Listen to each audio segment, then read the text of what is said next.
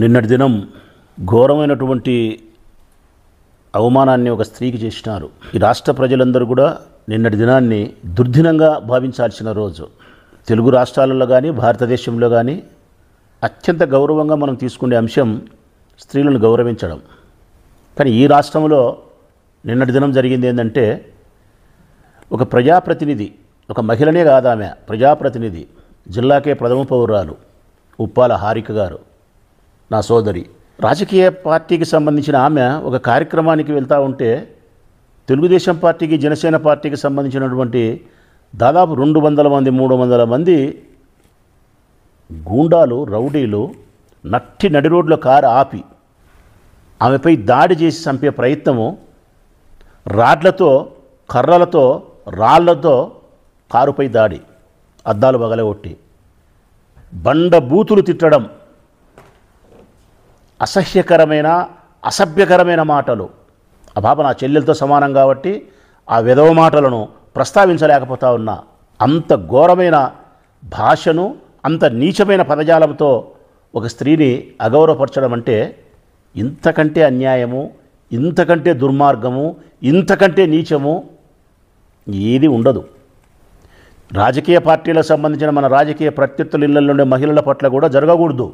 కేవలం నెల్లూరులో మీ పార్టీకి సంబంధించిన ఒక ఎమ్మెల్యే పైన రాజకీయ విమర్శలలో 1-2 మాటలు రాజకీయ విమర్శల్లో మాట్లాడితేనే ఇల్లు ధ్వంసం చేసినారు.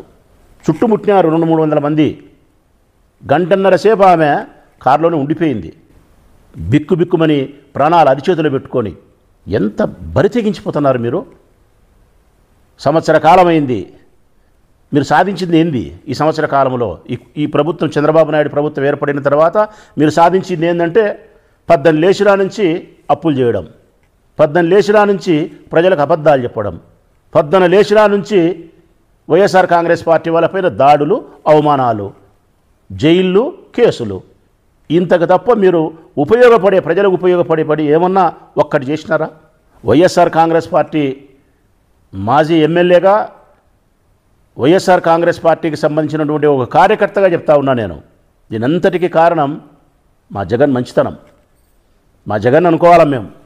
మా జగన్ మంచితనాన్ని, మా జగన్ సంస్కారాన్ని, రాజ్యాంగానికి విలువనిచ్చి ఓ రాజకీయ పార్టీ నాయకుడు ఏ విధంగా వ్యవహరించాలని చెప్పి ఆయన వ్యవహరించే తీరు వైఎస్ఆర్ కాంగ్రెస్ పార్టీకి, కార్యకర్తలకు, నాయకులకు తీవ్రమైనటువంటి నష్టాన్ని, కష్టాన్ని కలిగిస్తుంది.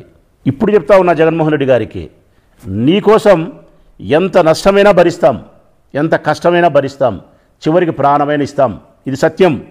కానీ మన ఇంటి ఆడపిల్లలకు అవమానం జరిగినప్పుడు, మన ఇంటి ఆడబిడ్డలను చెరబట్టి ఆత్మగౌరవానికి భంగం కలిగించినప్పుడు కూడా చేతులు ముడుచుకొని కూర్చోవాలంటే మాత్రం అన్యాయం సార్ ఇది. ఈ రాష్ట్రంలోని వైఎస్ఆర్ కాంగ్రెస్ పార్టీ ముఖ్యమైన మీ ప్రధానమైన నాయకులు పిలిపించుకొని మీరు మాట్లాడాల్సిన అవసరం ఉంది. వారితో చర్చించి ఒక గట్టి నిర్ణయం తీసుకొని దీనికి పులి స్టాప్ పెట్టాల్సిన అవసరం ఉంది. అవసరం అనుకుంటే డీజీపీ కార్యాలయానికి మీరే పోవాల్సిన అవసరం ఉంది. మన స్టాండ్ ఏందో, మన ఇబ్బంది ఏందో గట్టిగా చెప్పి నిర్ణయం తీసుకోవాల్సిన అవసరం ఉంది. అందుకే చెప్తా ఉన్నా ఆ సోదరికి, తోడబుట్టిన వాడిని కాకపోయినప్పటికీ తోడబుట్టిన వానిలాగా భావించు తల్లి, నీకు చెప్తా ఉన్నా నేను. ఇది నా ఒక్కరి మాట కాదు, యావత్ ఆంధ్రప్రదేశ్ రాష్ట్రానికి సంబంధించిన వైఎస్ఆర్ కాంగ్రెస్ పార్టీ శ్రేణులు అందరి తరఫున నీకు మాట ఇస్తూ ఉన్నాం. ఎక్కడైతే నడి రోడ్లో నీకు అవమానం జరిగిందో అదే నడి రోడ్లో మరో కొన్ని సంవత్సరాల తర్వాత ఆ విధవలకు దండన తప్పనే తప్పదు.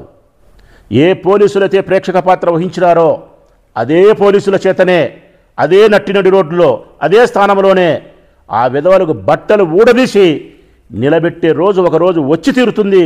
నీకు వైఎస్ఆర్ కాంగ్రెస్ పార్టీ యావత్తు మాట ఇస్తాను తల్లి. జగన్మోహన్ రెడ్డి గారికి స్పష్టంగా చెప్తా ఉన్నాం, మీరు నిర్ణయం తీసుకోవాలి సార్ మీరు. లేకపోతే వైఎస్ఆర్ కాంగ్రెస్ పార్టీ తీవ్రమైనటువంటి అవమానాలకు గురి కావాల్సిన పరిస్థితి ఏర్పడుతుంది. మీరు మంచితనాన్ని, మీ సంస్కారాన్ని కాసింతసేపు పక్కన పెట్టి ఆడబిడ్డల గురించి ఆలోచించమని చెప్పి విజ్ఞప్తి చేస్తూ ఉన్నా.